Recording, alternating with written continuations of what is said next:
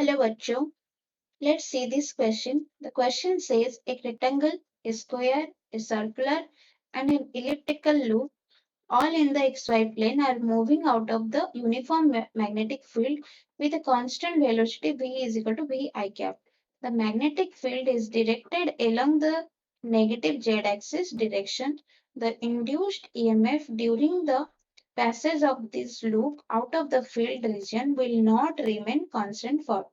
तो ये चारों लूप्स है, इनमें से किसमें इंड्यूस्ड ईएमएफ कांस्टेंट नहीं होगा। तो हम यहाँ पे की कंसेप्ट यूज करेंगे।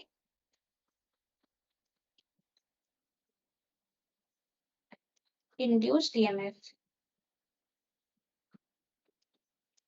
और इंड्यूस्ड ईएमएफ हो जाएगा negative of change in flux to the change in time. Here, change in flux depends upon change in the area vector. तो फर्स्ट केस देख लेते हैं।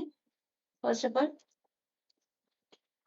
Magnetic field negative Z axis में act कर रहा है। ये हमारा एक मैग्नेटिक फील्ड है। ये X axis, Y axis, X axis में वेलोसिटी है वी आई कैप और ये नेगेटिव जेड एक्सिस में मैग्नेटिक फील्ड एक्ट कर रहा है। That means in first case for rectangle, एक रेक्टेंगल है तो ये इस डायरेक्शन में एक्स एक्सिस में मूव कर रहा है। तो ये जो पोर्शन है इसका इतना सा पार्ट है इसका, ये मैग्नेटिक फील्ड से बाहर है तो इसका चेंज इन एरिया वेक्टर हो जाएगा। लेट इसका साइड है ए, तो किसी टाइम टी पे इसका जो एरिया वेक्टर हो जाएगा T A is equal to ये लेट डी एक्स डिस्टेंस बाहर आया है D X dot A, area vector इतना होगा। तो ये जो किसी टाइम डी टी पे एरिया वेक्टर जो हो जाएगा वो कांस्टेंट होगा क्योंकि यहाँ पे ये साइड इसका चेंज नहीं होगा। सो इसीलिए रेक्टेंगल के केस में ये T A by D T ये कांस्टेंट हो जाएगा। That means EMF I induced EMF minus D phi by D T वो भी कांस्टेंट हो जाएगा, ये भी कांस्टेंट हो जाएगा। Similarly for a rectangle, case 1 है, केस 2 फॉर ए रेक्टेंगल, ये हमारा मैग्नेटिक फील्ड है। देन ये हमारा स्क्वायर लूप है। स्क्वायर लूप में इतना सा जो पोर्शन है ये मैग्नेटिक फील्ड से बाहर है लेट, और ये डी एक्स डिस्टेंस है and side of the square is let A.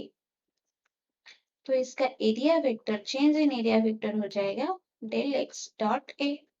Del X dot A हमेशा कांस्टेंट रहेगा, ये जितना भी बाहर आएगा इसका स्क्वायर का साइड तो कांस्टेंट है ना ए, ये तो चेंज नहीं होगा। तो इसका एरिया वेक्टर जो होगा कभी भी चेंज नहीं होगा। दैट मीन्स इसका EMF minus D phi by D T ये भी कांस्टेंट हो जाएगा।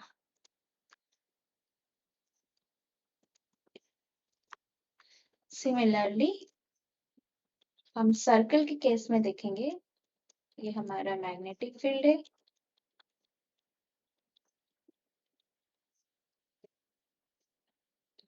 और लेट ये एक सर्कल है। सर्कल का इतना सा पोर्शन जो है, इतना सा पोर्शन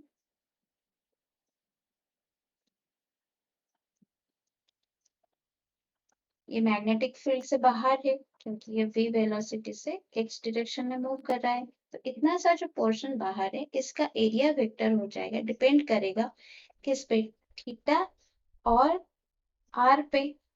बट इसका जो एरिया वेक्टर इस सेगमेंट के लिए होता है 1/2 r square theta minus sine theta.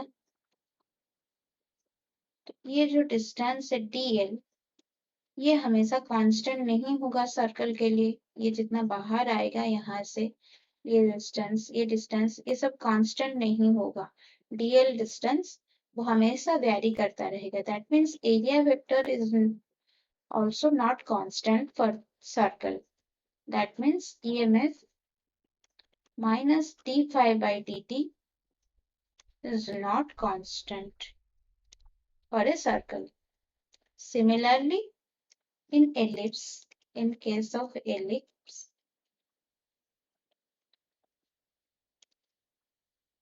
let यहाँ पे एक ellipse है और इतना सा portion ये मैग्नेटिक फील्ड से बाहर है क्योंकि ये vi वेलोसिटी से मूव कर रहा है। लेट ये जो डिस्टेंस है dl, ये एलिप्स में हमेशा वेरी करेगा। That means dA area vector ये भी कांस्टेंट नहीं होगा। सो इसका भी EMF minus d phi by dt ये भी कांस्टेंट नहीं होगा। दैट मीन्स जो हमें क्वेश्चन में गिवन है, the induced EMF during the passage of this loop out of the field region will not remain constant for। तो हमने क्या देखा यहाँ पे, रेक्टेंगल के केस में और स्क्वायर के केस में जो इंड्यूस्ड मैग्नेटिक फील्ड है, इंड्यूस्ड ईएमएफ है, ये रेक्टेंगल लूप और स्क्वायर लूप में कांस्टेंट हो रहा है, but in circle and elliptical case में ये कांस्टेंट नहीं हो रहा है। सो यहाँ पे option 1, the circle and the elliptical loops is the correct answer. Hope you understand it well. Best of luck.